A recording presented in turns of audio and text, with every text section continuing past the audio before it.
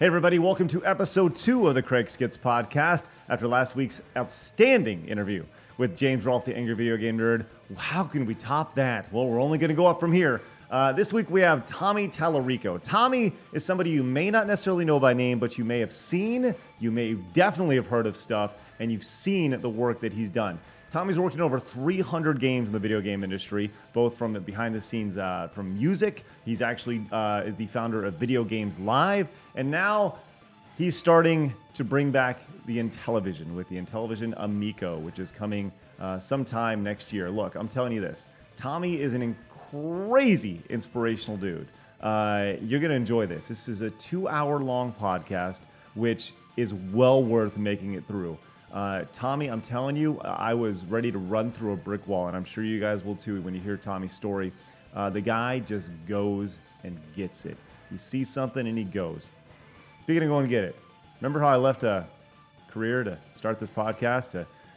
Hey, it would really be helpful if you could give this episode a thumbs up, or if you're listening on iTunes, please consider sharing this with a friend or just letting them know this is happening. You can search for us on iTunes, or search for me via the CraigSkitz podcast on iTunes, or there's a link in the description to find us on YouTube or whatever. Just give this episode a thumbs up. I'd really appreciate it. All right, let's get to it.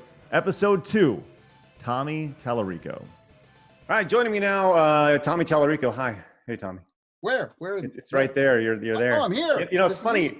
I remember the first time I interviewed you, and it was... Is that Dallas? Mm-hmm, it was Video Games Live, yeah. and we were out there, and we were hanging out. 10 years ago, at least, right? Like 2006. Wow. Okay, so 14 years. It's a long... Look, dude, we've gotten old. Right? We look the same. Yeah, right. But I remember interviewing you, and I remember giving you an intro, and I remember you doing the same. Where? I remember that exact same thing. Hey, if it works. It's a Tallaricoism, which is great. Yeah. Well, it's good to see your face, man. It's good to see your face. So yeah, man. We were just talking beforehand, and I thought it'd be a great opportunity to kind of catch up because obviously you've been, I mentioned Video Games Live, and at the time this is when I was just starting online, and you are now doing other projects with Amico, and life has totally changed and evolved, but you're still in gaming. Your heart is still there, and I love it. Yes, always. Yeah, and Video Games Live is still going on too. I mean, because of the whole COVID thing, we had to cancel the rest of this season. We typically do 30, 40 shows a year. The timing was unfortunate because, I would do Video Games Live on the weekends. So I'd do Intellivision Monday through Friday. And then the Intellivision office is like right next to the John Wayne Airport in Orange County. And so we'd hop on the plane, at 6 p.m. on Friday, get there by midnight wherever we were playing, set up on Saturday morning. By Saturday afternoon, we have rehearsals, do the show Saturday night, and then early Sunday morning, fly back home. So I was literally sometimes gone for like a total of like 30 hours or whatever. Fly in, get in, get out, huh? Yeah. So, so as unfortunate as that is to have, Video Games Live kind of be on hiatus till the end of the year now. From an Intellivision standpoint, I work 20 hours a day. So if it's not on Video Games Live, then now it's 100% of the time working on Intellivision. So the timing probably worked in our favor, as awful as Sure. that to say, but you always do want to try to, what are the good things of this whole pandemic thing? Can we take any positives? And yeah, some of the positives are, we're spending a lot more time with our family at home, Yeah. So you always try to find the positives. It's called a silver lining, Tommy, and I appreciate that. Try it. Yeah. Well, so yeah, Video Games Live, you said, is still going, and it's awesome. Video Games Live is like, it's the premier live music gaming show in the world. That's pretty cool. So what was the idea? Obviously the idea is pretty simple, right? But what made you jump and actually go and execute that? Because that's a big undertaking, and live events are expensive, and there's a lot that goes into that. Well, it's everybody thought I was crazy, just like they think we were crazy when we started our TV show, The Electric Playground, in the mid 90s. And before that, when I was doing video game soundtrack albums, people thought I was absolutely crazy. Who the hell wants to listen to video game music? And now within television, you must be freaking crazy. Like now you finally, okay, we'll give you the video game album thing. We didn't see it coming. Fine. TV show, okay, Twitch and YouTube, it's like a daily thing, but you guys were doing it 25 years before everyone else. Okay, you got lucky. Video games live, I guess we'll have to give you that one. Who thought that people who would like orchestra and go out to see an orchestra play video game music? That's crazy, because people who play video games don't go to orchestras, and people who do go to orchestras typically don't play video games. So like, who the hell is going to show up? Okay, you broke some Guinness World Records there, but now you've totally lost your mind. There's no way that you can do a new video game console that's unique, that's different from all the rest out there. Now I've lost my 30 years of doing things kind of a little different from everyone else, but now I've lost my mind. So, throw away all that other stuff, I guess. But yeah, you've just been lucky, man. It's the internet wants to hate, right? Lucky. I must be lucky. I'm four for four. Well, we're going to get to Amico here in a little bit. Yeah, but no, with video games live though, it was that wanting to do something that I felt brought people together, brought people, 40% of our audience who goes to a video games live, and you've been to them, Sure. Yeah, they're not hardcore gamers, No. In fact, some of them don't play video games at all. You'll see grandparents bringing their grandkids. You'll see, moms bringing the neighborhood kids and stuff. And so my whole approach to video games live was always like, let's not make something that's just like for hardcore people. Let's make it, let's show video games in a super positive, culturally artistic and creative way that people who don't play video games can also appreciate them, because I think that's where the industry really expands and grows, right? And so, and that was kind of the whole thing behind it. It wasn't to let's take video game music and make it all proper and orchestral and try to put it on the same level as Beethoven. It wasn't about that. It was more about, let's take video game music, but let's make, and again, you've been to the show, Sure. rock and roll lighting and lasers and video screens and comedy and interstitials and interactive elements with the crowd. And yeah, the symphony's there for that power and emotion as well too. Now you've created something for everyone, right? It's almost like, prior to, so the last, I don't know, when I was growing up, gaming, it was always, oh, you're a nerd, you're a gamer, you're dork, right? And there's there's a negative connotation to it, yes, right? And I feel like right in the mid aughts, like 2000, like early 2000s, right into 2005, 2006, there was specifically with video games live, it's like taking something that's kind of grimy and shining it up and presentable and saying like, look, it's and making it mainstream. Yeah, exactly. And yeah, I mean, Craig, when we did our PBS special, we did that in 2010. And out of the thousands of PBS specials that PBS has done over the last 50 years, we were ranked number 8 of all time, right? And and by the way, that isn't even our audience, right? People who watch PBS are typically young kids watching Sesame Street and Electric Company, 2 to 7 year olds, or it's like 50 plus moms, watching programs like Nova or the political shows or whatever. Like there's that big missing gap of 10 to 40, 50 year olds. That's really the basis of the whole entire video game industry. So here we are going on a network that is the exact opposite of what the normal gamer demographic should be, and we knock it out of the park, and it becomes watched, viewed by everyone, and it attracted new people to the station, but also the people who were there were like, man, this is really cool. Wow, I get it. Now I know why my kids love video games so much. Look how beautiful this is. The music, the art, the storylines, the characters. I get it now, you know? So I think there's two things there. Number one, on PBS, it's free, right? And gamers, if there's one thing gamers love, They love it's free stuff. The gamers love free stuff, and it's available to everybody. Number two, how does that did you approach PBS? Did they come to you? Like, how did that all come about?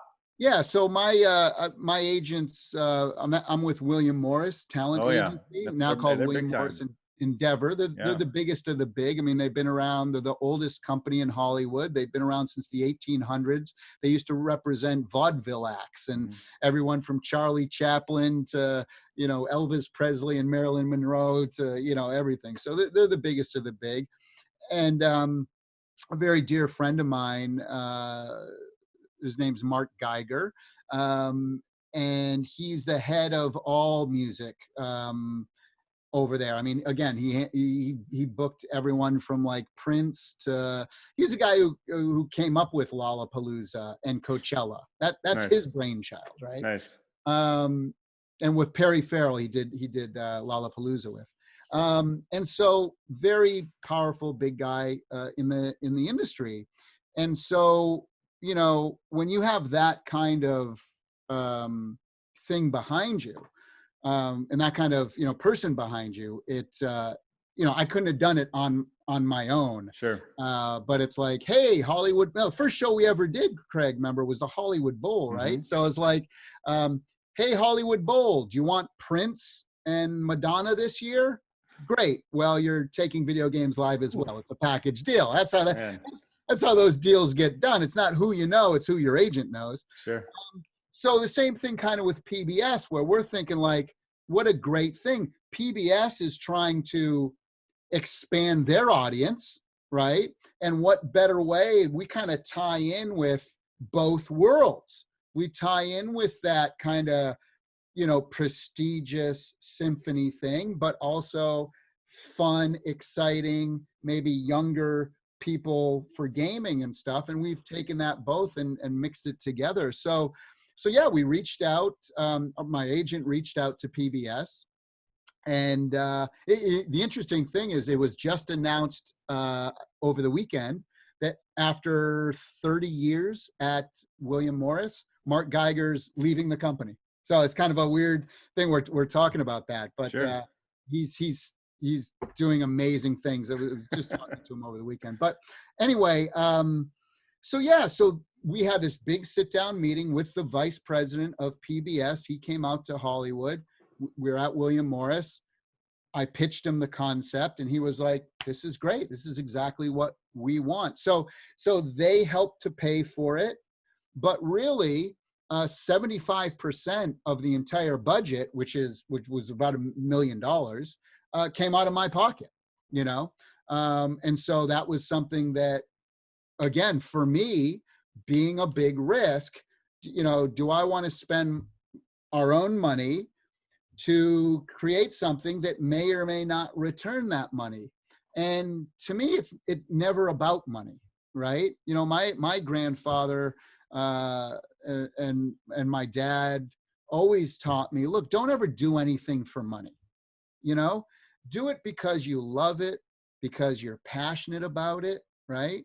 And when you love something and when you're passionate about something, then the success will follow because you're doing something that you're pouring your heart and soul into, and money follows success. Right? Sure. So don't do it for the money, do it for the love of it. And that's how I approach every single thing in my entire career, whether it's video games live. Yeah, I'll put money in. Yeah, I lost money on the PBS special. So what? I'd do it again if I had the chance. Now, that being said, it was successful. I didn't lose a lot of money, you know, and well, so pretty much got back everything we put into it. But again, you don't do it for that. It was something that, like, video games live and video game music was in 90 million households in America. Yeah, this a huge promotion, like a cornerstone. Yeah, and you can't I mean, you truly can't pay for that amount of promotion, 90 million. But I mean, going back to what you're saying about doing something that you love and then successful follow it. I was reading Wikipedia, the most reliable source on the internet. Did I read that you actually, when you started your career, you were actually homeless for a short time? That is actually true. Yes, there's a lot of things on Wikipedia that are sketchy, but on my most of the stuff on my page is actually pretty accurate. So will you talk about that though? Because I think that's pretty awesome. Because you can go online and you can see your crazy mansion, your SpiderMan room, and your Ferrari, and all this stuff. Your Lamborghini, whatever, your crazy cars. But not long ago, in the grand scheme of things, you didn't have anything. I built it all from the ground up. And again, talking about that luck thing that you were talking about earlier, I don't believe in luck at all. And when people say, "Oh, you're so lucky because you have this or you have that," it's almost an insult at this point, sure. Right? Because it's like, and here's how I can prove it. Is it luck or not? Well, here's how I can prove it. You could take away everything from me today, every car, every house, whatever physical thing, everything. Take it all and put me back under that pier in Huntington Beach being homeless. And you know what? I'd have this all back within a couple of years. I don't know how, but I just would. Right. And so that isn't luck when you can take it all away and then build it again. It's confidence. Right. But the homeless thing was, I mean, this was basically my stories. I grew up on the East Coast in Springfield, Massachusetts, Western Massachusetts. And I'm the oldest of 3 kids. I had a sister in the middle, Karen, and a younger brother, Mike. And really close Italian family, very tight with all our cousins and uncles and aunts and grandparents. My mom was the youngest of 13 children. Jeez, that's a big Italian family. So there's about 250 people just on that side of the family. My dad's older brother had 7 kids, so yeah, there was always cousins and family around. So very important, and helped to, kind of sculpt who I am, having that, foundation of very close families. And yeah, Italians are known. There's certain, like, Italians and Koreans are very, very family. Latinos, very, very family oriented. Pretty much everybody but Americans, Yeah, unfortunately. Yeah, exactly. Asia, Japanese people, very tight. I don't know. I don't know what it is, but and so when the oldest son leaves the home, that's like a big deal, especially for Italian mothers. And I had just turned 21, and it was on my mom's birthday, actually. And it was her 50th birthday, in fact. And here I am, I'm 52 years old now. So just thinking, like, oh my God. Wow. Yeah. But I left there, and it was 32 years ago. And I left my parents literally crying on the doorstep, and my mom didn't want me to go. And her whole thing was, look, if you don't make it, you can always come home. You always have a home, the typical, mom thing, Italian mom thing, especially. And my dad was like, go out and get them. And, I know you can do it, and you're going to do great things. And I had a $500 credit card. That was it. I had worked 3 jobs for the 2 years before that to pay off. Cause you do what any teenager does. I went out and I bought a sports car that I couldn't afford. And, Sure. so it's like, I wanted to pay off all that stuff. Before I went out to California. So I was working 3rd shifts, and I worked in a gas station, and I sold music door to door. I did like all of these things, all to make a buck so that I could pay everything off. And then I had all my debt were cleared. I didn't owe anything, any money to anyone. and I had a $500 credit card. Now, again, this is like 1989, Sure. 1990. So $500 on a credit card could get you pretty far, right? And I remember my dad tried to give me $1,000.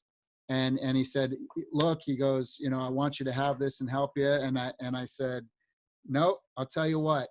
And I didn't take the money at all. And because my grandfather would always talk about, you know, when he came over from Italy in the early 1900s, they had nothing, right? And they didn't even speak the language, you know? And he would always tell me and my dad, I actually have recordings of this. When I was a young kid, I used to interview my dad my grandparents on cassette tape. And I have these beautiful things that mean so much to me now. And he would always say to us, he says, look, and it wasn't to make us feel guilty, but he always said, he goes, look, he goes, you know, I left everything I knew, my family, my friends, everything, to come to America. And the only thing I ever wanted from America was opportunity. I don't want to stand in bread lines. I don't want to, you know, hand out. I just, everything I ever wanted was opportunity, and this country has given it to me. But he says, I left everything to create a better life for you guys. And again, it wasn't a guilt thing. It wasn't like, you better do this. It was just so that we never forgot, and that we understand how important it was to him that we work hard and we do well, you know, and never take what we have for granted, right? And I think about that every morning when I wake up. And so, and again, imagine, and we all have similar stories, I'm sure, you know, of our, you know, at some point somebody came to this crazy place didn't know the language or whatever, you know? And so I was thinking to myself on that day, I said, you know, if Grandpa can get on a boat, not even knowing the language, with nothing but his back, and he got on the boat and he showed up at Ellis Island, and you know that famous scene from The Godfather 2, where Don Corleone, Vito Corleone, shows up, and then he had lice, and so they had to put him in that quarantine room. That's the same exact thing happened to my grandfather. I cannot watch that movie, and that scene comes up and he's looking at the Statue of Liberty. I just lose it. I just start bawling, just thinking, you know, I've actually erected a plaque to my grandparents, all four of them, that came through Ellis Island. This is one thing you could do. And so I put their names and when they came in and all that. But, and so I'm like, if he can do that and just show up and, you know, as a teenager, not knowing the language, not knowing it, you know, then I can go from Massachusetts to California, you know? Yeah, dude, that's amazing. And I went by myself. I had, you know, I just got my little 2-seater car and I drove out to California with a $500 credit card. Did you know what you wanted to do though? Was there a goal? Was it just, I'm going to go to California? Was it, I'm going to be in video games? The goal was to get into the entertainment industry somehow, whether it was music or acting, TV, movies, video games, whatever. It was just to do something in entertainment, you know, and that was the place to do it. Hollywood and LA, that was the place to do it. Of course. And yeah, it took me about 3 weeks to drive out, because I never drove more than like 5 or 6 hours, because I stopped everywhere along the way to, you know, I met people. I went to all the, you know, the different national parks, and just, it was just amazing. This, you know, 21-year-old kid with this dream and barely any money, and going across country to follow his dreams, and meeting so many cool people along the way. Like I could literally make a movie just based on that trip alone. You should. I think this is like, when people think about success and they think about drive, I mean, this is everything that you're saying lines up to a great Hollywood script. I mean, you clearly have the connections over at William Morris. Right, you should probably put together a pitch and see where it takes you. The Tommy Tallarico. So I showed up in Hollywood day one when I got out here, and I was on Hollywood and Vine looking up at the Capitol Records building. And I'm like, well, gosh, you know, here I am, Hollywood, what's up, you know? And back then in the early 90s, late 80s, Hollywood was kind of trashy. I hate to say that, it sounds negative, but it, you know, there's a lot of drugs and homeless and prostitutes, and, you know, it was a more of a seedy place. They've cleaned a lot of that up now. New York City was the same way in the 70s, 80s, even, you know. And so it kind of scared me a little bit, right? Because I grew up on, you know, we grew up, I would say not middle class, but you know, like when I was first growing up, we were, you know, yeah, let's call it middle class. And then by the time I got to high school, my dad had started running some really incredible businesses. And so, you know, like I learned how to drive on my dad's Porsche, you know, so, you know, growing up, we were very, you know, it was very kind of normal, I'll say, maybe a little lower. You know, we didn't have tons of things, but that was okay. You know, we had each other. And then by the time I got to high school, my dad started to, you know, to get money. So I had seen both sides of it and quickly decided that I liked having money as opposed to not having money, right? Sure. And so when I went to Hollywood, and I was like, man, this isn't the way it looks like on television, you know? And the only other thing I knew was Disneyland. So I literally stopped a homeless person on the street. I asked him where Mickey Mouse lived, and they pointed me down to Orange County, California. It was first day. So I drive to Orange County, and I see the palm trees and the beaches and the beautiful girls and the fancy cars. And I'm like, okay, this is what again, 21-year-old kid, right? Sure. This is what I envisioned California to be like. This is why I came out here. This way better than and I came out in January. So I had come from snow and ice and wind, and here it is like on the beach, and I'm in my shorts. And so, I picked up a newspaper, and I saw a job selling keyboards at Guitar Center. So I go down there the next day, and so the first 3 weeks I was in California, I was homeless, and I was sleeping under the pier at Huntington Beach. And the cops would kick me out every once in a while, but you could take showers on the beach, so that was cool. But anyway, so the first day I get a job at Guitar Center, and they said, you start tomorrow. Great. I had 3 t-shirts with me and a pair of jeans. And one of those t-shirts was TurboGrafx 16. I see it on your, yeah. I see it right behind you there. Yep. TurboGrafx 16 t-shirt. Now, TurboGrafx hadn't even come out in the US yet. Sure. At this point. And the way I got the shirt was I was so into video games that that I'd get all the magazines back in the day, Electronic Games magazine and all those ones. And I saw a thing where TurboGrafx were creating this new system. Of course, it was called the PC Engine, but in Japan, and that they went to a couple places around North America, and they were like the county state fairs. So they went to like 3 or 4 of them, and they listed like a little tour thing. And one of them was in Toronto, which was about 8 hours from where I live, 6 to 8 hour drive. And so I got my mom to drive me there just to play this new machine. Wow. And they were basically doing a focus test. So my poor mom, she wants to go on the rides with the kids and stuff. And no, she had to wait in this 2-hour video game line. I played the thing, told them what I thought, and then they gave me this t-shirt. What'd you play? Do you remember? It was Bonk. Bonk? Yeah, I was going to say it had to have been Bonk, right? Yep. That was their mascot to start. So. And so what do you wear on your first day of work on your new job in California? I wear my TurboGrafx shirt. Out of the 3 I had, that was the one. Very first person who walks in. Now, again, people might say this is luck, and I say bullshit, because again, luck, it wasn't lucky that I cried myself to sleep every single night 3 weeks going to California, leaving everything I knew, just like my grandparents before me did. You know, that's not luck, right? That's determination. It's having a vision, a dream.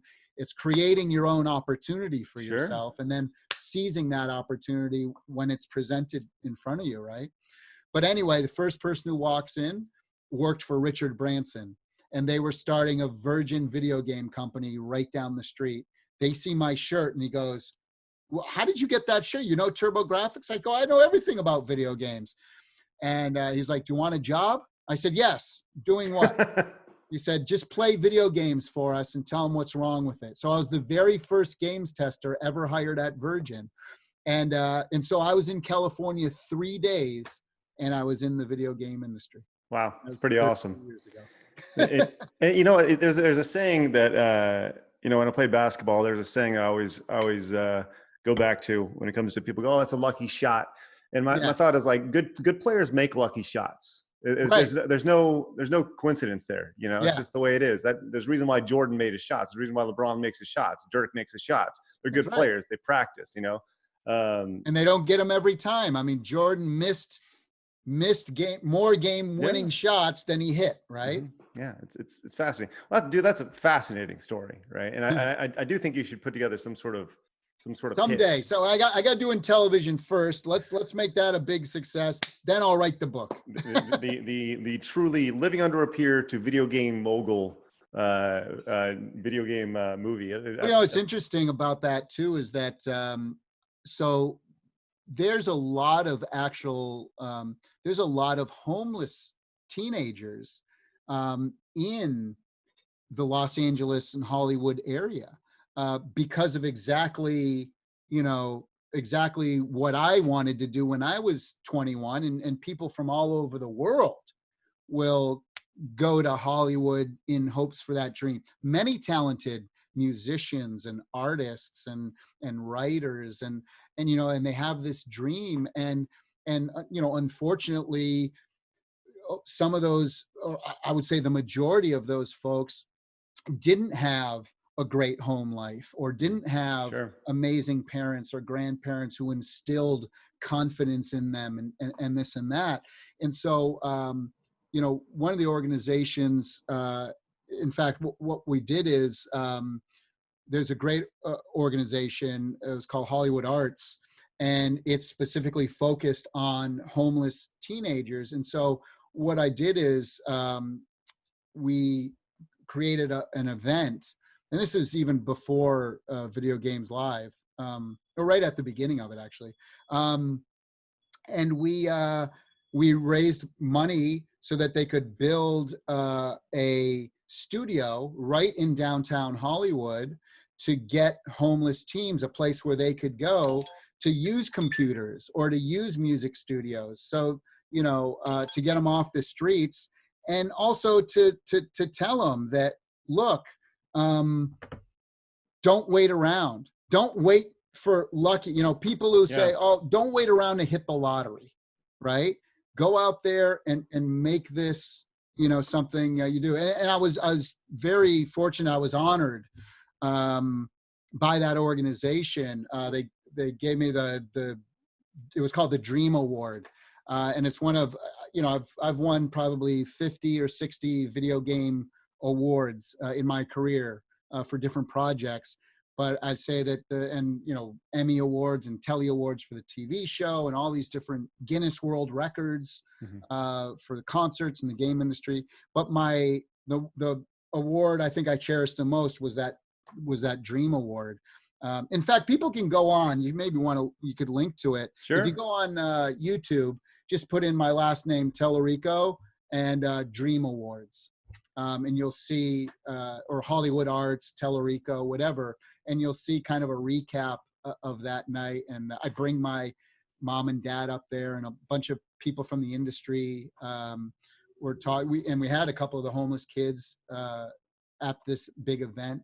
So yeah, I think it is something that's really important and something that, I just finished writing a big op-ed for a big news source, and I don't know if I can say it, so sure. It'll be on all my social media and stuff. But and it talks about looking at the positive aspects of COVID is that here we are able to hit the reset button, or before we hit the reset button on 2020, maybe we hit the pause button to realize that boy, we're having this amazing opportunity of spending more quality time. And in the 21st century, it seems like everybody's always doing this. And like, you can have a family of 4 in the same room together, but their minds are in totally different places. Like they're together, but not in spirit. Sure. You know? Well, I saw this thing, things that passed around on Facebook, and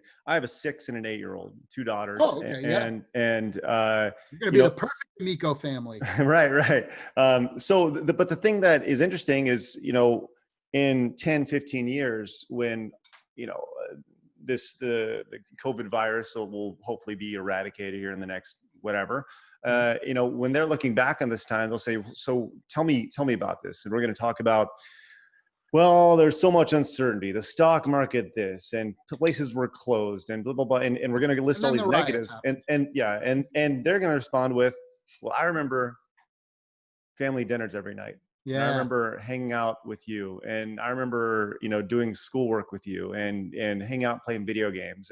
And like, that's what they're going to remember from this is the close nature of all this that has truly brought people together. And I agree. I think this is like, while this is a horrible pandemic, there are definitely positives. How can we pull the positives and use it as a positive thing, as opposed to just, woe is us and life sucks and I hate everything. I'm a big believer in, positive mental attitude. And,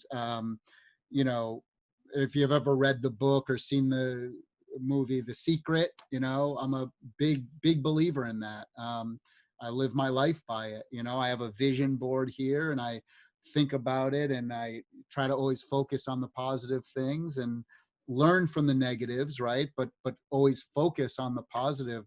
And don't wait around for things to happen. Go out and do them. Just do it. It's like the best slogan in the world is Nike's. Just do it. Just go get it. Like, I think it's so genius and so perfect. All right, I'll get back to the show in just a minute, but I want to take a second to thank everybody who went to patreon.com/CraigSkitz to help support the show.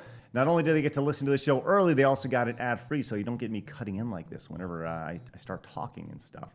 I really appreciate you guys popping in. If just 5% of the people who watched or listened to this show became a patron, I'd be able to do this show more than once a week. It would be insane, and I'd really love to do that. So consider heading over to patreon.com/CraigSkitz and supporting the show. Thank you. Let's get back to it with Tommy Tallarico. Look, this is awesome. Awesome conversation. I love it. Can I talk more about your stuff? Obviously, you have a lot of you have a great backstory, but on YouTube, like I said, there's videos of your house and your MTV Cribs I was on. It's awesome, right? I want to talk specifically, something people may not know about you is that you're actually like a very big avid collector of games. You have it seems like you have everything, right? You have dev kits and games that from certain years. Yeah, right. Like, it's like early gaming. It's like generation 1, 2, 80s. 3. Yeah. 1970 to 85 or 90. Right. So, and you have stuff that's in box. You have things that have never been opened, factory sealed. It's nuts. Right? It's crazy.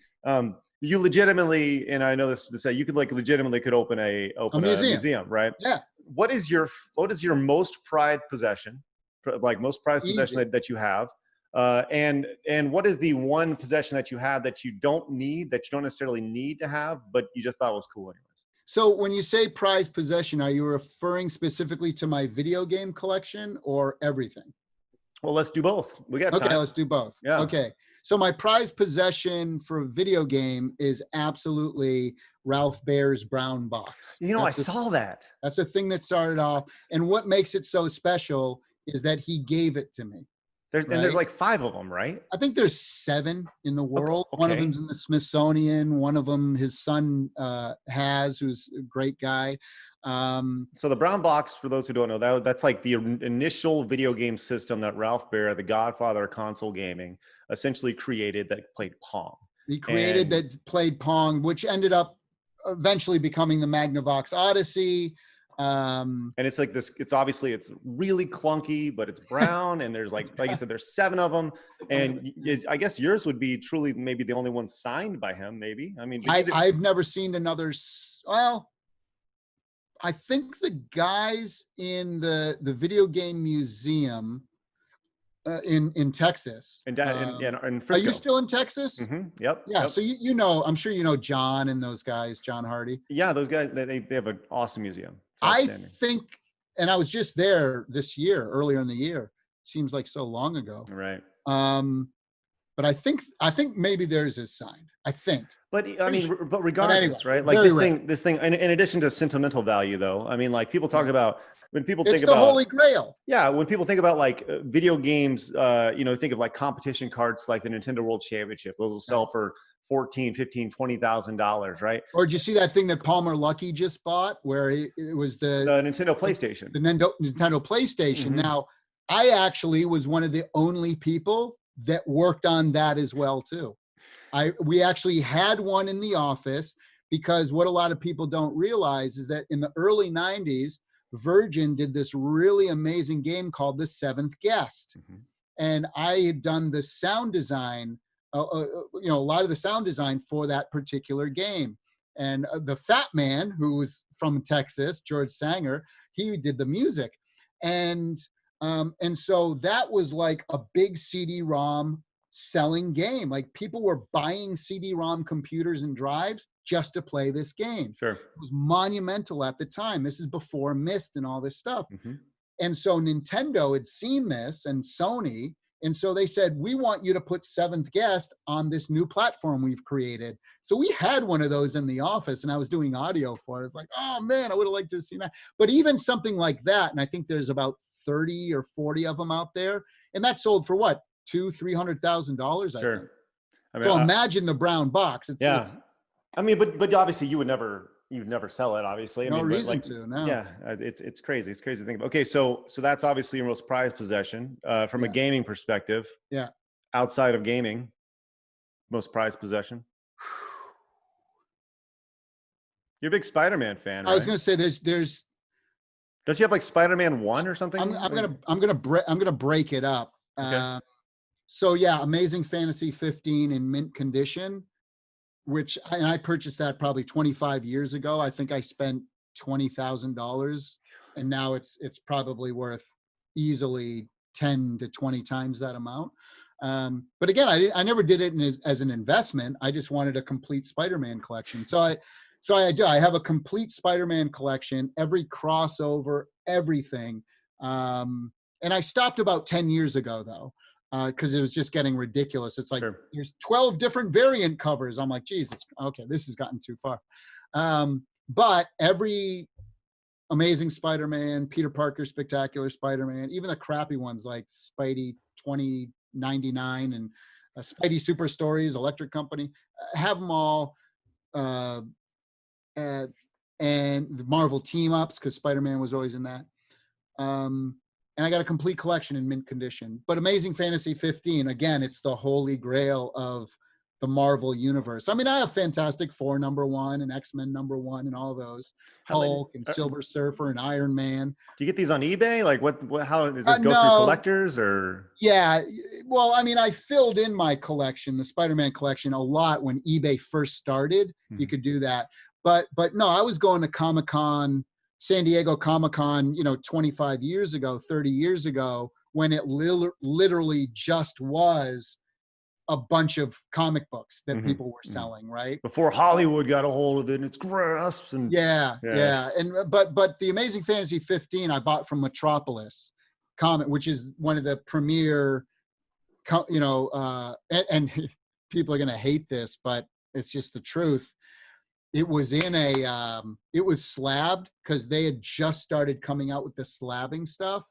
And I forget what it was, like an 8.6 or something. I forget what it was. I still have the slab, but I busted it out of the slab. I didn't care because it didn't fit in my drawer that I have all my other crap in. Oh. Which is like a no-no. Oh my God, I can't believe you did that. Because now they charge you for what it's worth. So if I wanted to sell that comic and get it re-slabbed, it would probably cost me at least $10,000 or $15,000 just to reslab it. Jeez. But anyway, again, I don't care. I don't do it for money. I do it for passion. So that's a big one. The thing that eluded me for 25 years that I finally got my hands on was Beethoven's signature. And it's on handwritten sheet music that he did from the 1700s.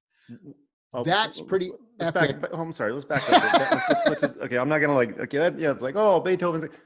Okay, number one, why?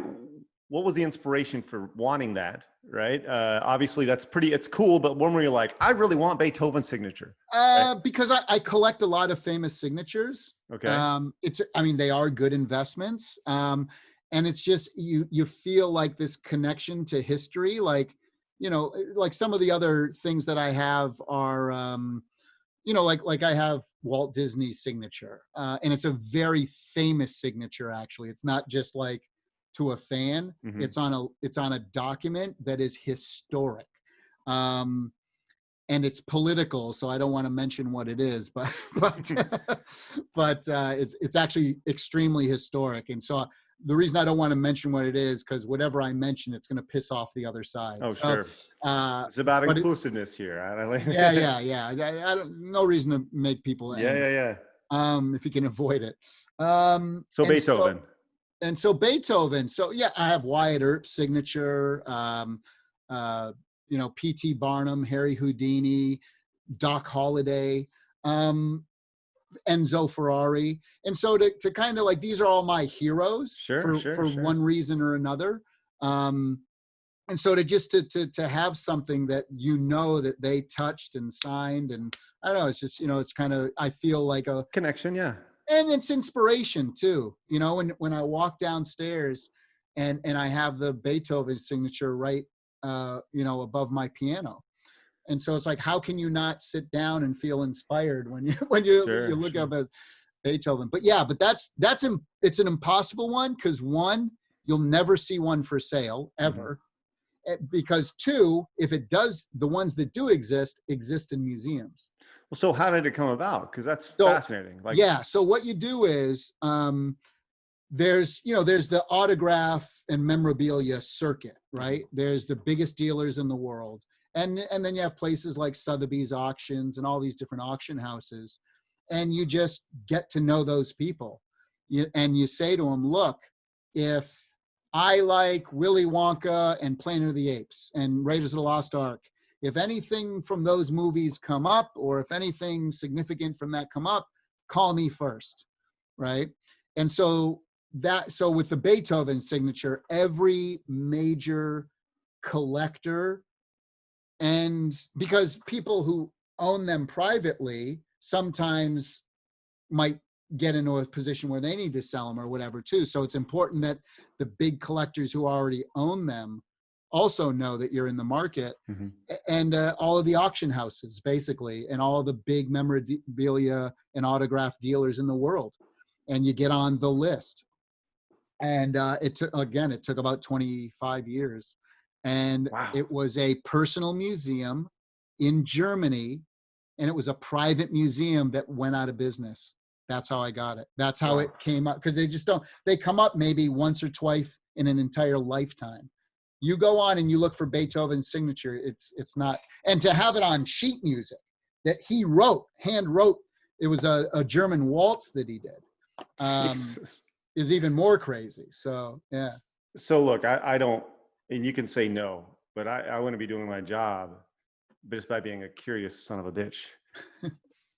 What, like, is this a 6-figure, 7-figure? Like, what type of investment are we talking here? It's 6. Okay, because that's maybe bordering on 7. Jeez Louise. Well, good for you, man. You said you've been going for looking at this for 25 years. That is awesome. I mean, again, I'd rather put it into stuff that inspires me, and that I can see and enjoy, as opposed to a digital number on a bank account. It's whatever. And again, I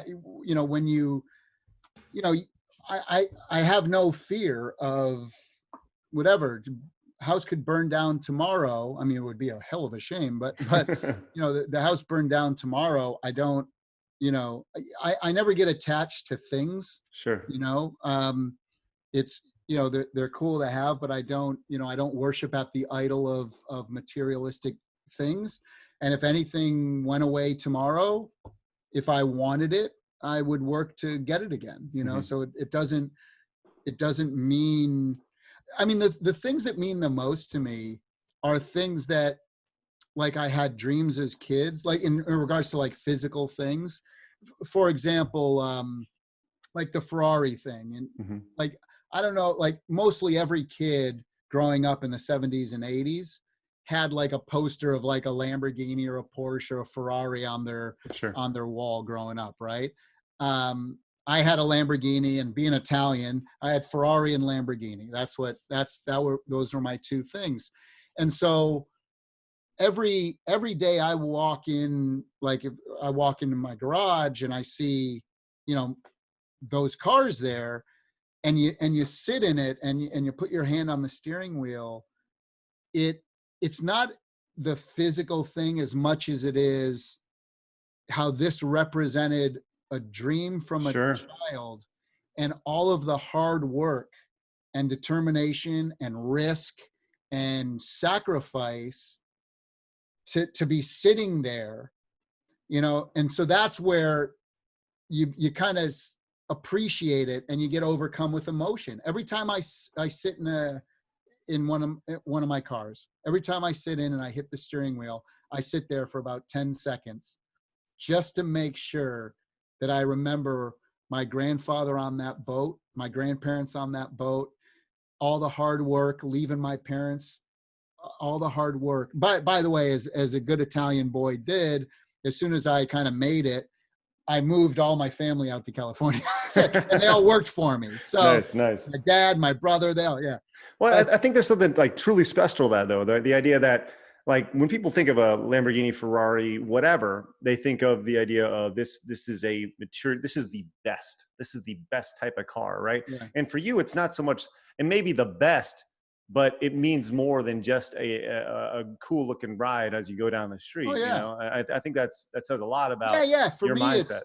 Yeah, totally. It's if I had a Fiat on the wall that I really loved, and it was a $5,000 Fiat, and I fixed it up. Well, I'll give you an example. I loved muscle cars as well. So I have like a 68 Mustang 2+2 fastback. It was basically the car from Bullitt.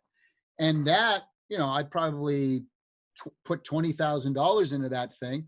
That means just as much to me. Now, it doesn't ride as well. Don't get me wrong. It drives like a truck, but, and the air conditioning blows, like not in a good way. But yeah, but it's the dream of a child, the hard work, and the ancestors that left everything they had to come here. That's what's important. And I think like I have rich friends who are total douchebags. And I have rich friends who came from nothing like I did.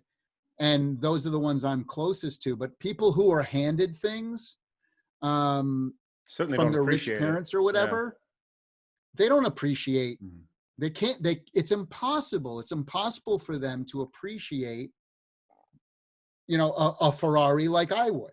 Sure. It's impossible. They can't possibly, because they were never there. And unless you're on the bottom, it makes the top even that much more sweeter. If you were born into the top, there's only one way to go but down. That's kind of scary, right? But when you're born at the bottom, or you're born in the middle, and then you hit the bottom, and then you've been up, and then you've been down maybe again or whatever, like, you know, you have that confidence that I can make it. I can climb to the top of this mountain, and I might get, you know, rocks falling on the way, and the weather might be kicking my ass, and I might lose my grip and make mistakes and fall down. But you know what? At the end of the day, I'm getting to the top of that mountain, no matter what. Nothing is going to stop me from getting to the top of that mountain. And you know, there is a fine line between arrogance and narcissism and feeling confident, right? And sometimes you you do cross that line, not on purpose, but you know, like me talking about my stuff right now makes me uncomfortable. You know, Well, I don't, you don't see me bragging on Twitter and Instagram and this and that. You know, it's, you know, I'm proud of my accomplishments, but again, it's not about the stuff. But you know, so there is, and I think, you know, when people who don't know who I am or where I came from, and they see a video on YouTube of me talking about stuff only because people are there to talk about my stuff, sure. you know, they say, "Oh, that guy's an asshole. Oh, Yeah. that guy's an arrogant prick. Screw him. Show off. Blah blah blah." And it's like, you know, I think the general thought is that when people see things that they don't have that they want, there's obviously there's a natural, you know, there's natural jealousy to that, right? yeah, I don't. And It's so weird to me because it's like nothing. It's like nothing on you. Like, no, legitimately, I you know. It's so it's like if you told me, you know, "Hey Tommy, I, you know, got this," I'd be like, "Dude, that's awesome. Like, Yeah. congrats to Right. you." Right. Like, I would be like, I want you to do well. Yeah. Like, you know, I don't know. Well, let me tell you what I'm rolling around in right now, Tom. Hit it.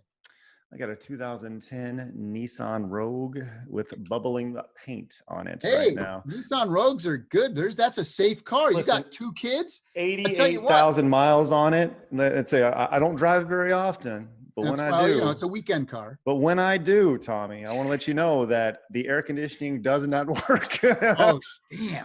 Like for me though, I've never been a car guy. I've never Yeah. been a guy who's you know, my brother is a car guy. He's a 68 GTO. He bought it when he was 15. He's now, Oh, nice. my brother's now 45. He's had it for 30 years. Right. And it's like his car. The baby. It's his baby. 100, like legitimately it's his baby, Yeah. but the car thing never Sure. gravitated to me. Like honestly, stuff for me, like actually I have this on it says collect moments, not things. Right? Exactly. And this is the thing that I live by. I literally look at it every day. And like, Yeah. I have a little hippopotamus my kid made for me, Legos, right? Like, This is one of my first dates with my wife. She made me this. right. Little, And like, yeah, it's isn't it amazing how like stuff like this, it means so much more. so much. Like, you know, it's fascinating. Well, people, another question that people will ask, I said, if your house was on fire, what would you go? You could only get one, you know, the wife, the kids, dogs, animals are all out of the house. Sure. What do you get? If you had to go in and grab one thing, what would it be?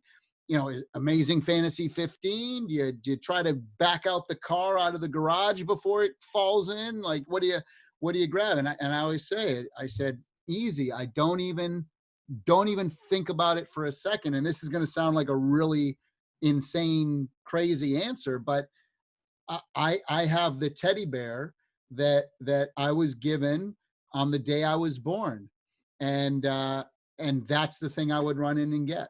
Yeah, I would go for the hard drive with all of our pictures on it. Right. There you go. You know, but yeah, I totally understand that for sure. Like, you know, when my kids were born, they had little pillows that were given to them as well the day they were born. So like those things, like, and again, it's not the thing itself, it's the memory, what it means. Yeah. And that's really what Amico is all about. It really is. It's the differentiator. It's, man, what a transition. I love it.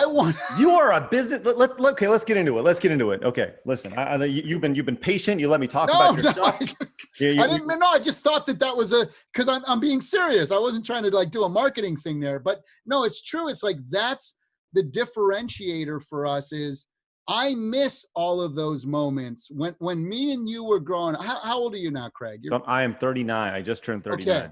So we're in the same. I mean, you're like, I mean, do you consider yourself millennial, Gen X? In the video game world, like people grew up in the 80s. Yeah, people who stream are not my age, right? I may be the oldest streamer in the history of the right now. Yeah. But you know, trendsetter early on, you know what I mean? So but yeah, you know, so we're on the same level, and we grew up with couch co-op games. And yes, for me, video games have always been, you know, we talk about this all the time when we stream. Game Attack is about streaming with friends, and that's literally the entire MO. It's a group of friends who we stream, and couch co-op games are like, that's our bread and butter. Now, Right. we've taken it, obviously things have changed with COVID, and now we found ways to still replicate that experience. Mm-hmm. But for me, more so, like Sean, my business partner, Grayson, his best friend who works with us, they grew up, and for them, games have always been about sitting around and having single player experiences and going through, and that's how they grew up. For me, games were always best and always are best when you play them with friends. So much so that I actually don't like to stream solo. I like to play with other people, and I don't really even feel comfortable that way. I obviously grew up playing a lot of solo games, but games are always best when you have somebody sitting next to you. And so, okay, let's talk about it. Like, you went in, you acquired the Intellivision. Is this right? You acquired the Intellivision name, or the company? No, what happened is, to give you the quick history, Mattel started in television. Mattel being the one of the biggest toy companies in the world, Barbie, Hot Wheels. They started in television. It came out in 1979, and then the industry crashed. And I hate to call it a crash because it only really readjusted itself in America for about a year, because by 1985 the NES was on the market, it was far less than it was like quarter of a console cycle. I mean, really, what well, it was 1983 was the crash, Christmas of 83. Yep. Nintendo was out 2 years later, right? So and again, it didn't affect Japan, but anyway, so in 83, Mattel wanted to sell off Intellivision. Well, Intellivision in the early 80s was doing $500 million a year, and that's in 1980, right? So that's the equivalent of 1.4 billion a year now. I was just about to get on my calculator and do no, that's it. We had 1,800 employees worldwide, the company, and so it was, and we owned 20% of the entire video game industry for home consoles. That's pretty impressive. That's about what Xbox does now, right? And so for home consoles. And so 5 of the employees from Mattel said, look, don't just sell this off. Like Atari had sold to Warner Brothers and it, really killed the company, but don't just sell it to some big conglomerate that's going to bust it up or whatever. We have passion and we love it. So they sold it. So the 5 employees, they raised $25 million. Again, back then, back in 1984. And they bought it and they kept the company going, and they still manufactured hardware and did new games all the way till 1990. So in television, the only video game console where the same console was sold across 3 decades. From 1979 to 1990, we kind of got in on the ends of the thing, but still kind of a cool thing. That was a 12-year life cycle for us, which is practically double of what a normal life cycle is for a machine. And then by the mid-90s, and then they kind of went dormant for a while. And then in the mid-90s, Keith Robinson, who started out in television in 1980, he did some of the Tron games, Solar Sailor and stuff. He and Steve Roney and Bill Fisher, these are all guys who started out in television in like 1981. They were keeping the company going, and they were doing licensing deals and T-shirt deals. And there you go, Rebel from Utopia. If you watched Big Bang Theory, Sheldon Cooper wore in television T-shirts sometimes. They did little handheld things where plug and play devices. They sold them at Walmart. They sold 4 million copies at Walmart of just Intellivision's greatest hits. This is like 15, 16 years ago. So they had this little kind of cool business going. And I was very dear friends with Keith Robinson. And he had always talked about, he was a great guy, so gracious and with his time, and just a really huge teddy bear of a guy, big heart. And he had asked me, because he knew my love for Intellivision and my passion for it. He asked me, he said, hey, boy, we could really use like your business sense, and you have all these contacts in the industry. And, he'd been to Video Games Live before, and and he said, maybe you'd like to be a part of Intellivision in some way, maybe as an investor or as a business person. And I said, look, what I'd love to do is I see this huge gaping hole in the video game industry right now. This is about 5 years ago. And it's still there, the hole, and we're about to fill it. But I see this huge gaping hole. I said, the thing to do would be to do another console 40 years later. Oh my God, he goes, that's crazy. He goes, I wouldn't have the thing, but maybe we could talk about this. It sounds very exciting. So we talked, and then of course life happens, right? He does all his conventions. I do my video games live shows, and we'd meet 4 months later at Game Developers Conference or whatever. Oh man, we got to talk. Yeah, we got to get together. Hey, I got this idea about it. Oh man, that would be really cool. Boom, and then we'd go away, and then life would happen, and then we'd see each other at E3. Dude, oh my God, we got to do this. Anyway, 3 years ago, Keith passed away, unfortunately, suddenly, heart attack. And again, I was tight with with Emily, who worked with Keith for like 10 years. And so I called Emily, and because she had called me when he passed away to let me know. And I said, gosh, what's going to happen now? Like, because Emily knew that me and Keith had been talking and stuff. And I said, what's going to happen with the company, or what's going on? And she goes, I don't know, but I would love for you to be involved in this thing. And so we were having, and so I helped to clean out some of Keith's, storage units. And there was a group of us who kind of, loved Keith, and Sure. he didn't have a lot of family. His dad is still alive, but he was like in his mid 90s, the late 90s. So we were kind of helping in all this, and on his life celebration, we basically had this big thing for him, and there's a couple hundred people there. And that's when I kind of grabbed, the group, and I said, hey, look, it's only fitting that on this day of celebration for Keith, look, I have this idea that I talked about with Keith, and I'd love for you guys to come over my house this week, and I want to present you with, my concept. And anyway, a couple of days later, I had decorated my whole room that we were having this meeting in my living room. I decorated with all Intellivision stuff that I had, just so they knew, like, my whole Sure. collection, and just so they knew that, like, I wasn't just, fooling around, but Yeah. I really loved and had a passion for this. And I gave them my pitch, and they loved the idea. And so, And this is 3 years ago? yeah, 3 years ago. And so Steve Roney, who I wouldn't, who none of this would happen without him, and Emily and Bill, they put their trust in me. And so what we did is, that company was called Intellivision Productions. And so what we did is we rebranded it Intellivision Entertainment, because in order to do this, we had to have investors, bringing in tens of millions of dollars, Sure. right?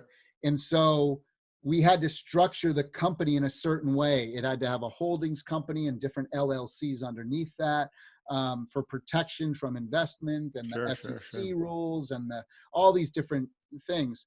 And so that's what we did, is we set up this new entity as Intellivision Entertainment, and then took everything that was in Intellivision Productions and moved that over into the new entity under the different entities. So that put, It's a different company name officially, Intellivision Entertainment instead of Productions, sure. but it's all the same stuff, and it's all the same DNA. By the way, you walk in our office and you go in the back room, and there's boxes and boxes of stuff stacked up from like the 70s. Like, it's still all there. It's amazing. Well, so where does that put you? What is your title? CEO and president. So you are the top of the food chain. Yes. At Intellivision Entertainment. Yep. That's pretty awesome. If the thing comes out and it tanks, blame this guy. Blame it on Tommy. And if it comes out and it's great, then it's the whole team that takes credit. There, like a boss. There you go. Always shifting Should the be. success on the It should team. be. Well, so okay, Amico. I did a little research. Okay. Amico is Amico friend in Italian? It means Italian for friend. See, Okay. now you're going to start Hence- to see all the personal things start to There come you go. in. This is the Weave it. Tommy Italian family friend couch, right? Okay, so it means friend, and this is built around being couch co-op games primarily. Yep. You guys are looking to launch later this year. Everything has a single player mode, just to be clear. Sure. We have 50 games in development right now. Everyone has a single player, but everyone also has a couch co-op, and there's no online multiplayer. So everything is here. We might move into multiplayer online down the road, but if we did, it would be more of kind of like accepting a friend on Facebook. It wouldn't be like just open to everyone. It would be like, hey, me and Craig, you want to play baseball with me? Great, let's hook up and play baseball. You know, we have a friends list, if you will, just to keep it safe for kids. You know. Sure. Well, so this is certainly not built for the quote unquote hardcore gamer. This is not built for the PlayStation 4, Xbox One audience. This is built for. Here's the thing. I think that those people will eventually get one, but it'll be like their second or third machine. Sure. Like they're not going to buy this instead of a PlayStation 5, but when it comes out and they see all of the fun that non-gamers and, like all of us who are into gaming, like me and you, we consider ourselves hardcore gamers. We all have friends or kids or family or wives or aunts or uncles or parents, godparents who don't like gaming, right? Let's be honest, right? They all played the Wii though.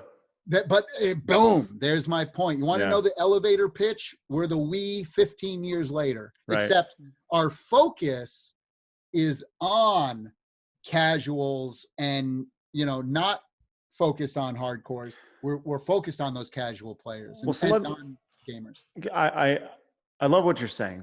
Can I be devil's advocate here? Hit me, please. Okay. The difference between the Wii and what you're building is that while Intellivision is an important name in the history. Oh, we don't have the name like Nintendo has a name. Well, exactly. And Nintendo's coming off. I think Nintendo coming off of the GameCube going into the Wii was the Wii was thought of as like its codename was Revolution, right? The motion controls aspect of it. And there were previous game consoles that offered motion control, but it was thought of as this, and at the end of the day, you're still playing with Mario, right? Yep. Do you feel that there's Wii Bowling wasn't though? The thing that sold that console was Wii Sports. It's very true. Very true. Yeah, Wii Sports is like one of the most. People didn't buy it to play the new Mario Brothers game or the new Zelda game. The hardcores did, but my mom cared nothing about Mario or Zelda or Pokemon or Smash Brothers or Metro. It was also bundled with it, though. I mean, really, the Wii Sports was phenomenal. It was a phenomenal tech demo for what the Wii could be. That's all it was. Wii Sports was nothing more than a tech demo. Yeah, and you're right. It sold 102 million units. Hardware. I mean, go ahead. Sorry. Well, so what's going to be is there going to be something bundled with the Amico? Is there? We have 7. Officially, we have 6 games bundled. There might be a 7th game. I don't know. It hasn't been announced yet. Who knows? But yeah. So we have 6 full games. Not again. Wii Sports was amazing, but it was 4 mini tech demos, right? We have 6 full in-depth games that launch with the console. We have 2. It comes with 2 controllers. So 2 controllers is the first video game system in 30 years that has come with 2 separate controllers. The last one was the Super Nintendo in 1990. Now, some people could argue, well, the Switch, you could break. No, you're taking one controller and breaking it apart to 2. With us, you can also, you download our free app. And so not only does it come with 2 controllers, but you download the free app and it mimics exactly what you get on the real controller, and you can hook up to 8 mobile devices to the machine as well. So right out of the box, you get 6 games, 2 full controllers, ability to play up to 8 people right out of the box on day one. So will there be extra controllers available for purchase? Yes. Okay.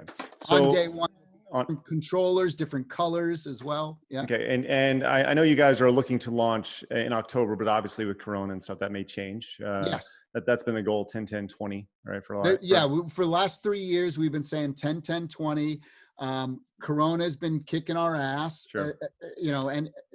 I don't think anybody would be like, well, Corona, yeah. Oh, you're just blaming Corona. Right, no, right. I don't think, we have a company of 40 employees who are all just hardware people, and they can't be in the same office together. It's like, imagine, hey, we need you to start manufacturing, make a car for us, but you can't be in the same room. Sure, What? sure. But all of our molds are done. A lot of the stuff, I'll tell you where the stuff has affected us the most is that it's hard to get components because everybody bought up a lot of the components. So even the Nintendo Switch, as you know, worldwide shortage.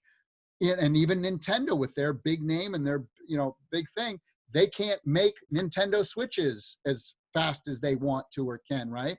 But the other thing is, because this is a brand new machine, we have all this FCC compliant testing that we have to do that just is like either stopped or way backed up. So like extreme hot and cold testing. Like let's say you're in Texas and you leave this in your trunk in July. Sure. Is your epic Nissan Rogue going to burst into flames because of the batteries in here weren't, so there's all these different compliance. We can't do this in-house. Other people have to do that, right? So I mean, those are the types of things that you could never, 3 years ago when you're making the business plan, that you could never, oh, you know what? There's going to be a worldwide pandemic and everything's going to be shut down for 6 months. It's like, what? Well, I like to go on the record and say that if my Nissan Rogue explodes, it will not be because of the Amico. It will just be it's that faulty air conditioning. That's right. That's right. We'll get back to Tommy and I's conversation in just a second, but I want to remind you guys, I'm going to be back streaming for the first time on August 8th at 8 p.m. 8 at 8 p.m. Central Time. I'm in Dallas, Central Time Zone, so I want to invite you guys to come out to my first stream back. It'll be my first stream back, streaming solo for real. Since I left GA, I'm going to outline my entire stream schedule and the whole thing. So it's going to be a really fun time. August 8th, 8 p.m., twitch.tv/CraigSkitz. Just hop on over there, follow. And if you have that Amazon Prime, I'd greatly appreciate you subscribing to the channel for free. You'll get all the emotes and all that fun stuff and be a part of a great new community. Greatly appreciate that. That's twitch.tv/CraigSkitz.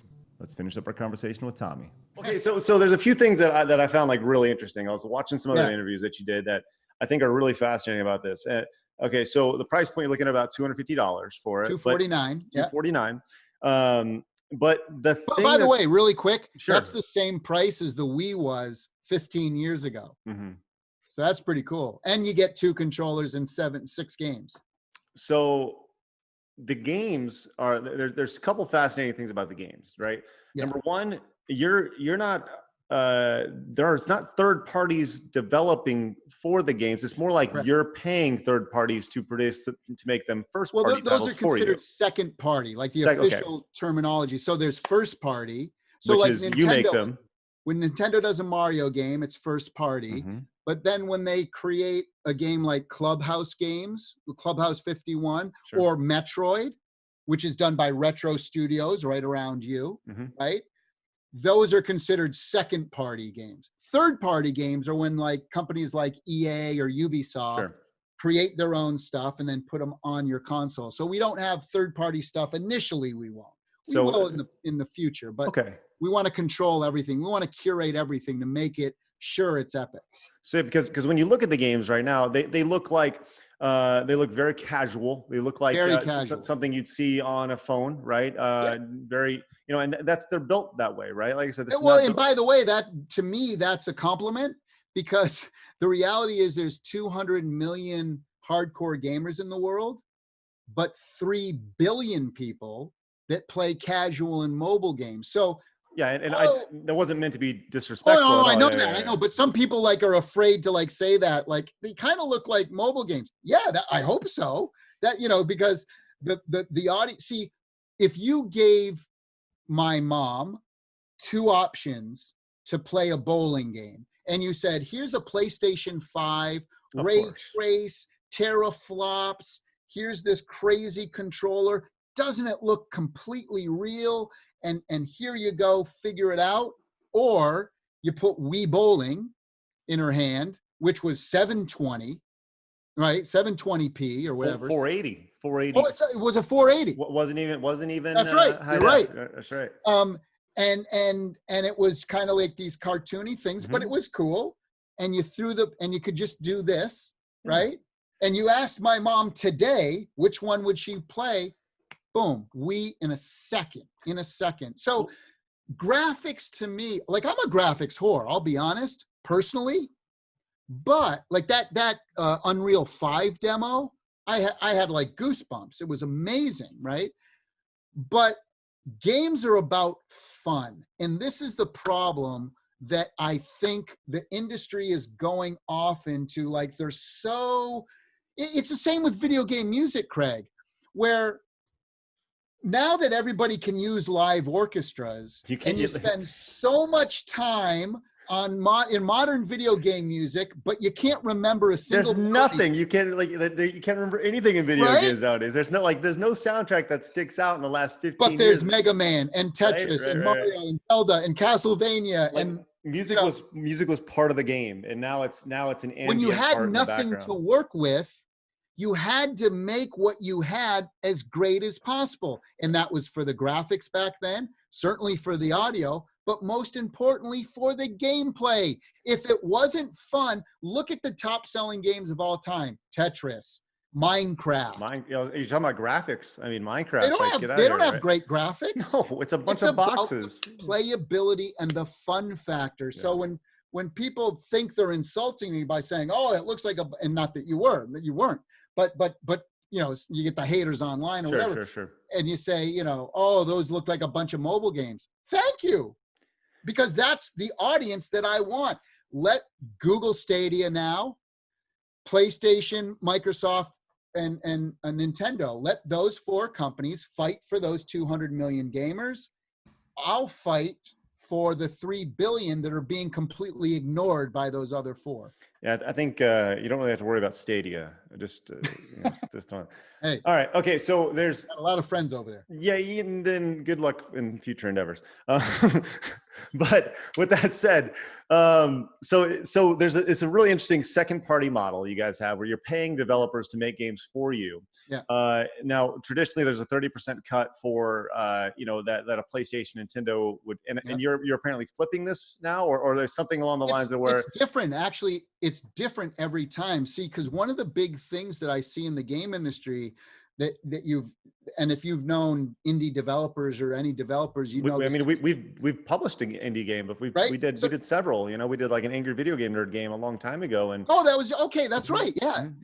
So that's a perfect example of like the way games are done. Indie games are done these days are that they either do a Kickstarter or Indiegogo to raise money, bootstrap it, or they, and you look at a game like Undertale, for example, right? Toby Fox, he raises 50,000 and turns it into tens of millions of dollars. Sure. It's amazing. Or you're living in your mom's basement eating ramen or whatever, you like you're bootstrapping everything. Maybe it's a bunch of roommates in a dorm room, whatever. You're bootstrapping it, doing it on the side in your spare time on the weekends or whatever, in order to publish it on 5 or 6 different platforms, right? And to me, the indie community is where all the innovation is being done right now, right? Is the next Assassin's Creed game, no offense to Ubi, I love them, but is the next Assassin's Creed game going to be so revolutionary that we're going to be like, oh my God, it's changed the industry? Is the next Madden football, is the next...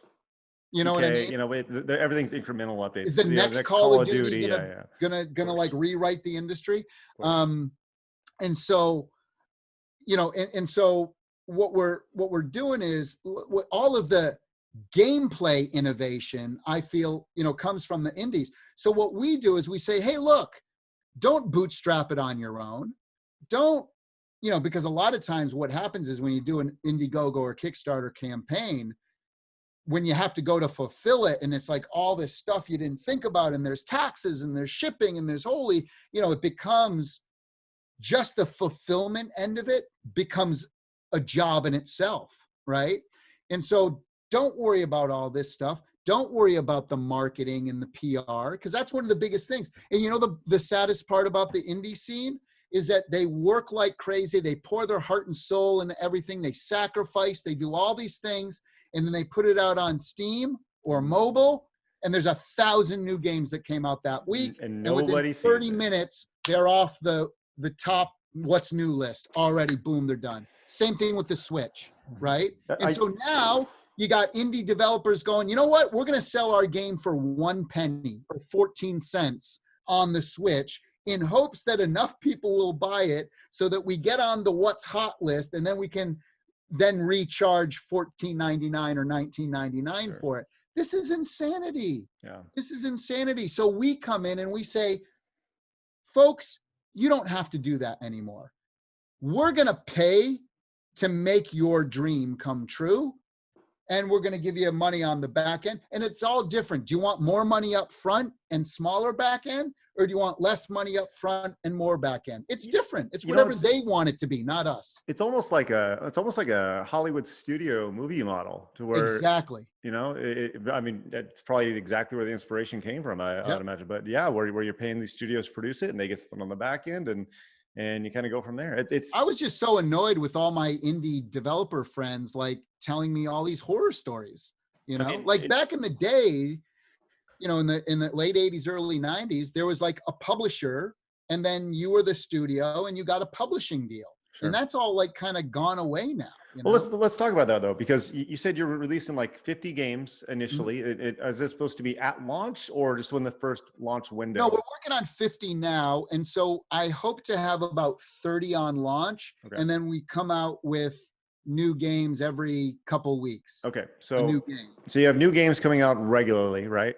And you mentioned the hassle with releasing an indie title or just a video game period now is that there's so many games being released in rapid succession. Yeah. And that you literally drowned. I mean, before you have an opportunity to be successful, and you just, essentially wasted the last, year and a half, 2 years, whatever of your life building this game, and it's gone in 30 minutes. Yeah. So you obviously will have some sort of, for lack of a better analogy, like a Nintendo seal of quality, I guess, to where absolutely 100%. To where you're going to have your Amico seal of quality. If it's a mediocre game, it's not coming out. I'll either cancel it or we'll put more money into it. That's as simple as it gets. Because my two biggest things is value and trust with our consumers. That is the number one and number two thing with our customers. We want to create value. So all the games are $9.99 or less, right? We want to create trust, meaning we know that every single game, it's not going to have, parents can trust us. It's not going to have violent content, no nudity, bad language, blood, gore, all that stuff. So we have that trust. We're kind of building the Disneyland of video game consoles in that regards. But also that they can trust that the games are going to be good, like that Nintendo seal of quality. That used to mean something, right? Well, that's all gone now. When did quantity take over for quality in the video game industry? We're getting back. Steam. That's I can tell you exactly when Steam. It was mobile. It was yeah. And so for us, it's like we want to bring back those days where it meant something.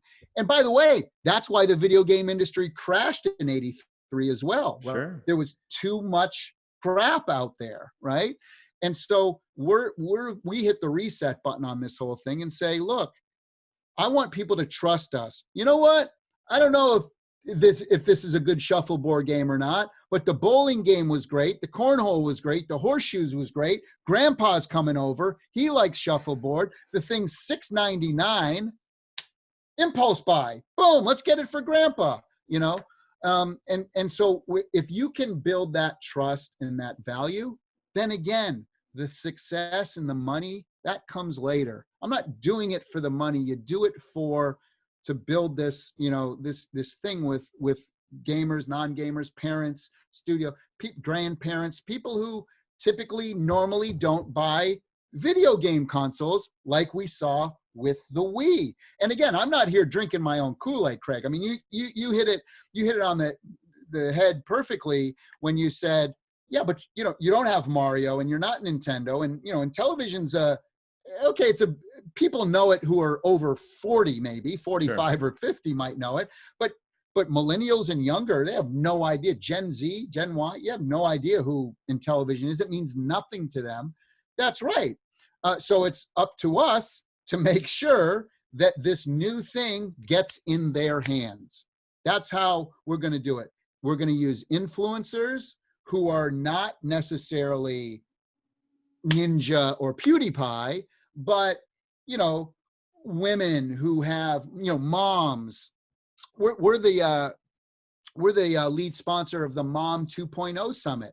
That's the biggest gathering of mom influencers in the world. And they're all going to be, and we've done focus testing like crazy, and it's off the charts. Parents love us because it's safe, because it's simple, because the games are affordable and we're not trying to hit them with in-app purchases. Sure. There's no loot boxes. There's no microtransactions. Craig, it's gotten to a point now that it's the tipping point.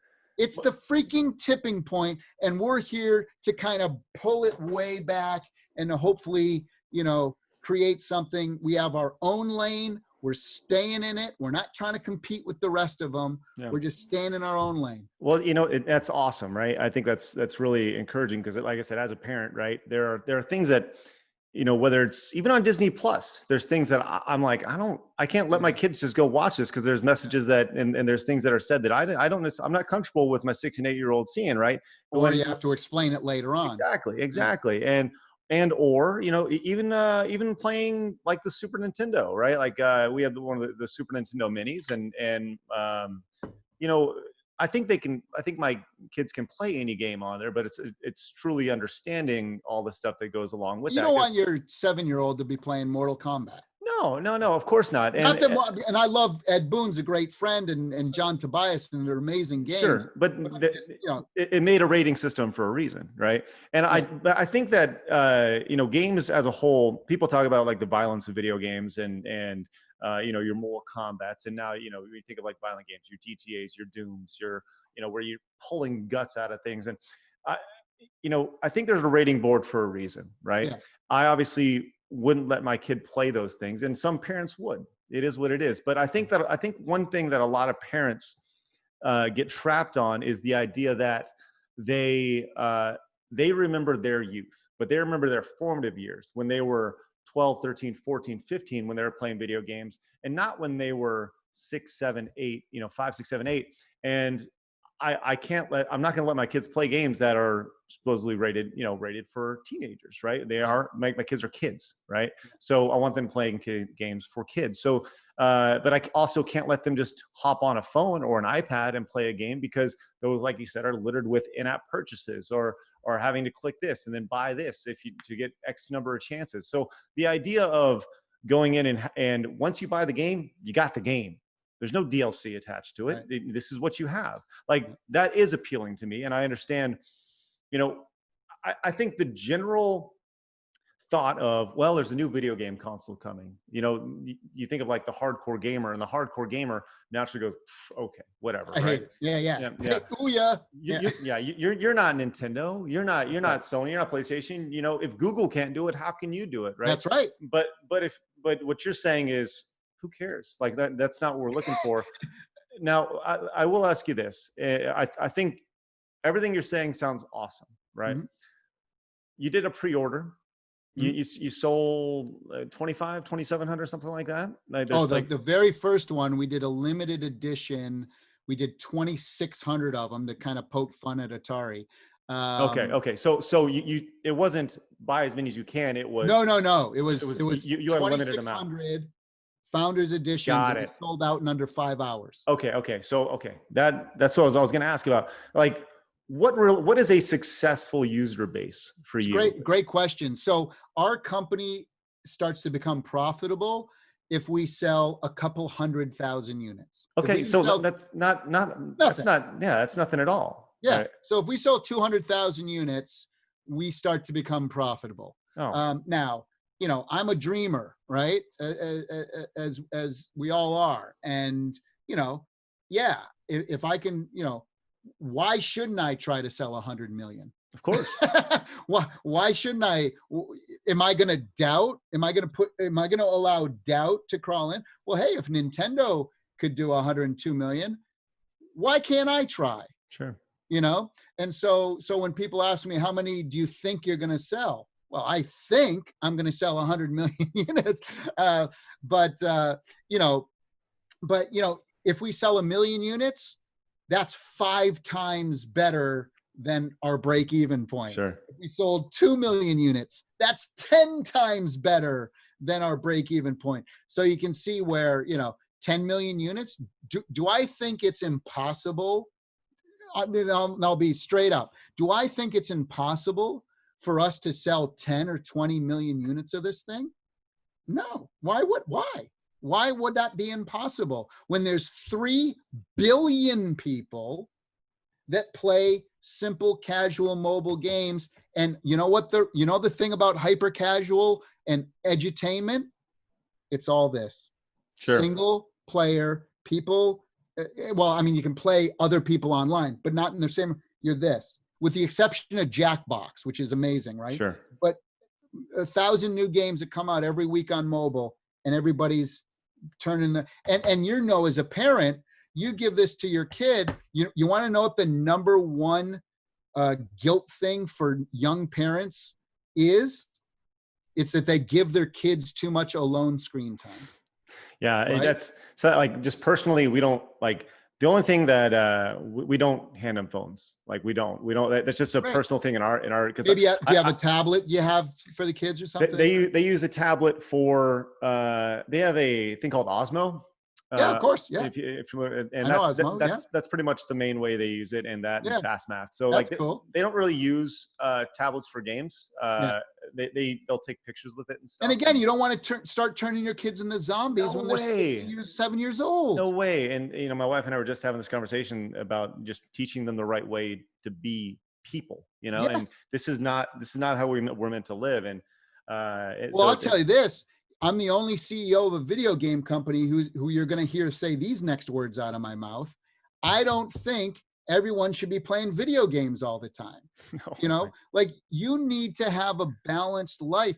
Craig, when me and you were growing up, you could go outside. Preach it. We could grab a stick on the ground and that became our lightsaber. Sure. Right? Like using our imagination, reading books, going outside and playing. Kids should not be playing video games 4 or 5 hours a day. No. They shouldn't. And this, by the way, this is coming from a streamer who streams we stream 40 to 50 hours a week, right? And this is right. Like it's the irony is not lost in that statement, right? I totally understand this. It's how we make a living, but at the same time, people aren't watching us because we're good at video games. I promise you that. It is not because we're good at video games. So with that said, okay, listen, you and I are on the same page. The irony here, from my standpoint, is do you have any children? No. Which is amazing. Like you would make a great, for being a non-parent, you sure are a great parent, Tommy. But you know what? Well, I mean, here's the thing, did I need kids to create video games live? Video games live is for kids. No, right? Of course not. Listen, your house, you're a child, Tommy. Well, I was right about to segue. That was what I was about to segue into, is that if we had another kid in this house, we'd be fighting over toys. Right. I mean, like, my wife says all the time, it's like, you're going to make the greatest father in the world. But you might have to grow up yourself before you do that. So that's a thing. I've never lost that.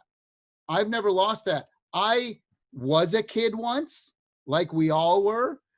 And I remember those feelings, and I surround myself that's why my house is the way it is, right? Sure. Is that, you know, I'm the kid who never grow up. You're only young once, but you can be immature forever. But so that's, and yes, there are, I have nephews around 4-year-olds, 5-year-olds. I talk to parents all of the time, you know, what's important for them.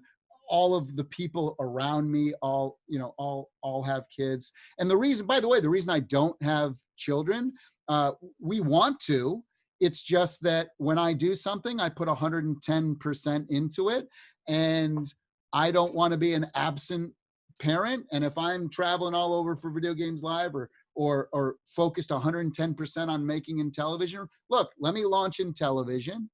You know, my wife is younger. She's 35 years old. We got time, you know, so in a couple of years, you know, we'll be there. But yeah, that's the thing is that, you know, you don't have to be a parent to know what parents' biggest concerns are, and turning their kids into zombies is a major one. It's the parent trap is truly, you know, you're annoyed at something. Okay, listen, blah blah blah. You're okay. Just take this. Just take this. You know, and you see the handoff of the phone all the time. You know, it's like it's the babysitter. Parents are legitimately scared for their kids to keep their heads up, and it's more of they don't want to be asked questions. They don't want to be inconvenienced by their children. You know, when I see kids, you know, literally right out of in diapers, sitting in a push cart, you know, at the grocery store, looking down to the phone, and it's like, you should be looking up and seeing the colors and the fruits and the vegetables and the, you know, and that stuff breaks my heart. So and that's why, Craig, that's why it's so important that you know, Amico is successful, right? Because, you know, I don't know if you're like me, but like, I found the older I get, the more guilty I feel, the more I play video games. Like, for example, like if I'm sitting down Red Dead 2 or SpiderMan, and it's like on a Saturday and I got the day off, and I'm playing for like 5-6 hours, I start to feel guilty. It's like my wife's downstairs, my dog wants to go for a walk. I could have learned a language. I could have worked out. I could have built a shed in the backyard. Well, we could have went for a walk. Like, you start to feel like guilt. But you know what you don't feel guilty about? Spending time with your friends and family, right? So we're not selling guilt. We're selling time with friends and family. And that's the big differentiator. And now it's up to us to, we don't have the name of Nintendo and the cloud of Google and the infrastructure of Sony or what, Microsoft, and the bank account of Microsoft. But what we do have is an idea that we all believe in to our core. We really do feel like we're creating something beautiful and positive for the world that's going to we're going to use technology to bring people together, you know? So for the folks out there who may be like, oh, this guy's crazy, or blah, blah, blah, blah, blah, or, you know, whatever, this will never make it. You know what? That's fair. I get it. But you know what? How about at least maybe root for the underdog? how about, you know, we're like Rocky Balboa up in this bitch, you know, sure. Like root, hope that we do this, because choices are always great too. I'm not out to topple Nintendo or Sony and Microsoft. Again, I'm not sitting here drinking my own Kool-Aid. Well, I think gamers, though, they when they see this, and you know, their television's coming back, Amico, what is it? And oftentimes gamers are, it's like they plant their flag. I am Nintendo. I am PlayStation. I am Xbox. Yeah. And they feel threatened. They feel threatened. And, you know, the idea that something new is coming, the idea that, well, listen, you're not taking me away from what I love. Right. That's right. Yeah. And I feel like Nintendo in particular, the tribe mentality, very much so. Right. Yeah. And, but I think, you know, I was also watching another interview you did where you were talking about, you know, you talk about reaching into hospitals and going to schools and things like that. Like Nintendo's not doing that. No. Right? You know, and I think that's interesting. It's a real interesting way to look at it. How about old age homes? Like, you know, a lot of senior living places purchased Nintendo Wiis, not because Nintendo went around selling them door to door.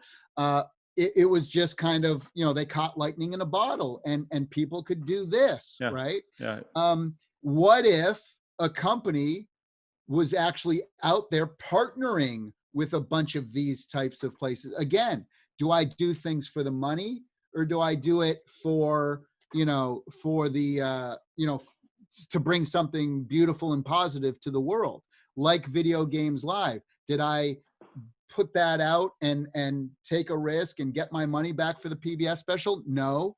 Did that special inspire a generation of people? Did it help to legitimize the video game industry? Did it help to kids who saw that show to want to, to be inspired to create their own things? Or for parents to say, oh, wow, the video game industry isn't all Grand Theft Auto and Call of Duty. Sure. There are beautiful things. I get it now, So sometimes you shouldn't just do things because you think you're going to make money. I could have retired from the video game industry, Craig, 20 years ago. You're talking to the guy who was on the original Tony Hawk Pro Skater team, the Guitar Hero, Metroid, Earthworm Jim, Disney's Aladdin, SpiderMan. I was getting royalties for a lot of those games. Sure. I could have walked away 20 years ago.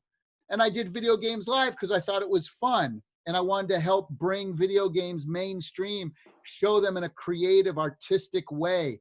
Boom, Guinness World Records later. And did that earn more money? Yeah, it did. Again, not as many as people probably think, but I'm doing something I love. I was having fun doing it. And that's why you do these things, right? And the same thing within television. It's like, hey, if anything else, root for us in hopes that we bring back, people playing more video games together. Root for the Italian whose granddaddy came on over on the boat and gave him an inspirational speech, and that's awesome. I love it. Now, before we wrap up, I got to ask more about some games, because I heard there's some titles here that you're considering and or are already happening. Okay. All right. I heard you mention Toe Jam and Earl. Yes. So yeah. Is Toe Jam and Earl's coming to the Amico? That's the rumor. Okay. Yeah.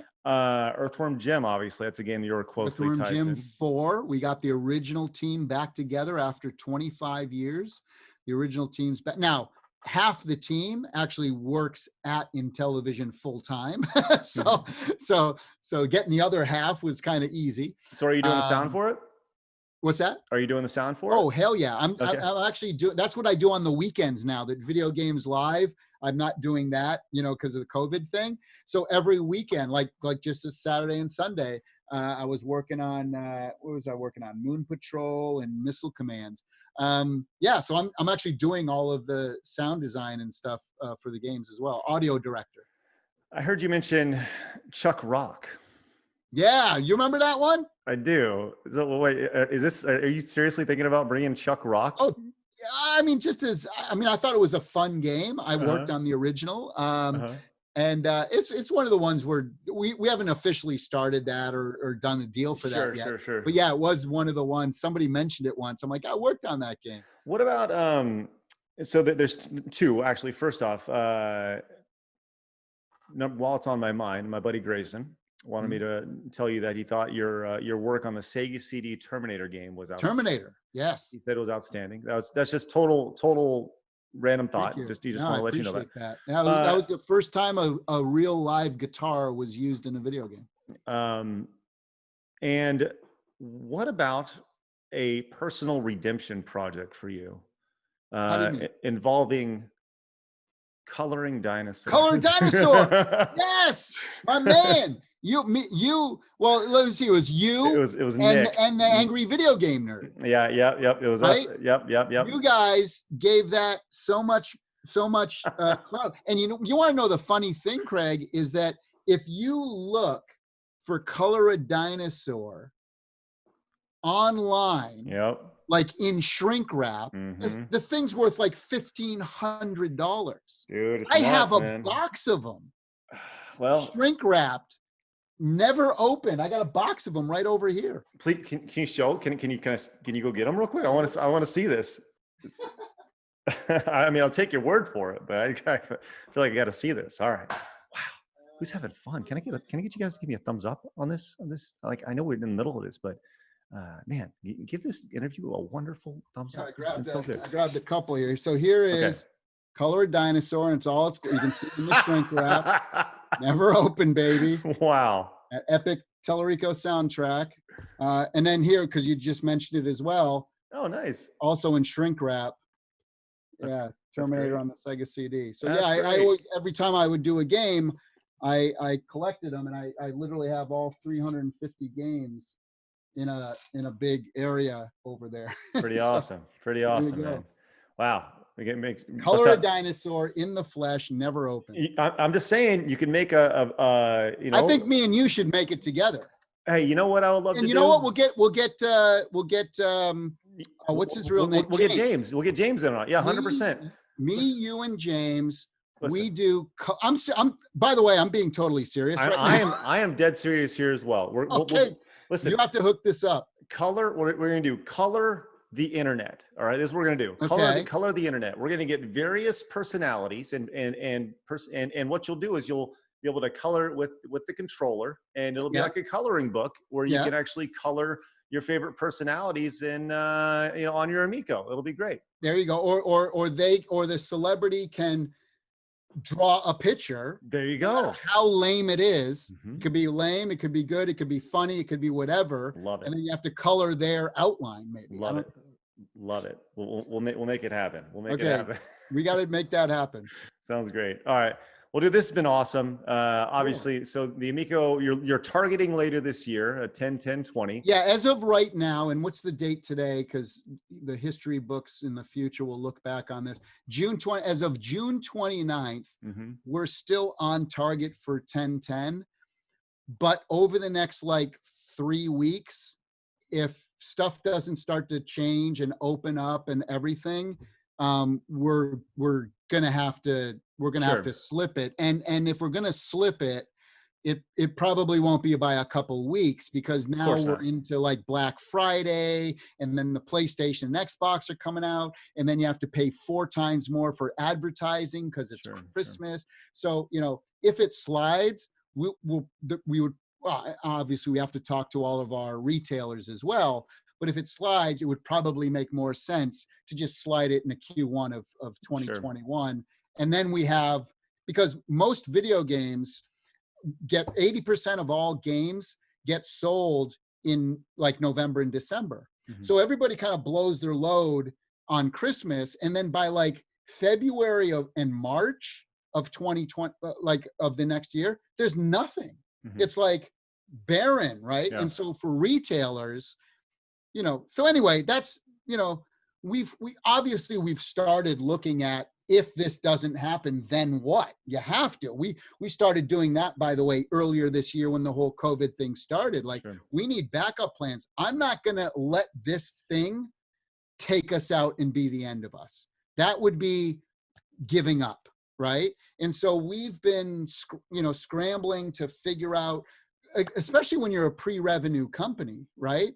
When you're a pre-rev company and you've created your funds and your whole business model around, it's going to come out 10/10, so that money's going to start coming into the company in November.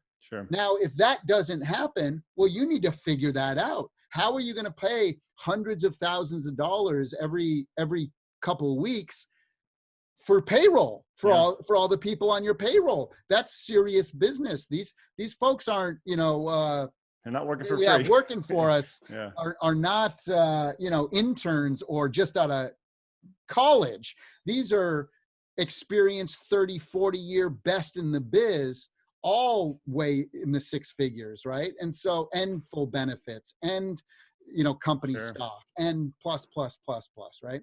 And so, you have to figure that all out. So this ain't going to take us out. It's going to take, look, and it's kind of now a rolling joke in the office, is COVID, national pandemic. Yeah, whatever. Bring it on, bitches, and then it's riots. Oh, whatever. killer hornets, bring Sure. it on, you know. And then I made a joke. I said, Jesus, I said, what's next? Locusts? And like literally the next day we sent around this email, the biggest locust outbreak ever in Africa. And it's like, oh my God, earthquakes. We just had a major earthquake here. It's like, come on, 2020, bring it on. You're gonna have to punch a lot harder. When Rocky Balboa gets knocked down, he kept getting back up. There you go. There you go. I love it. Love it. Listen, inspirational dude, man. I love chatting with you. It's always a fun time. And so if anybody wants more information, can anybody go pre-order this, or is it just going to be like, so they can go to? Yeah, well, so the first thing I'd tell everyone, go to IntellivisionAmico.com.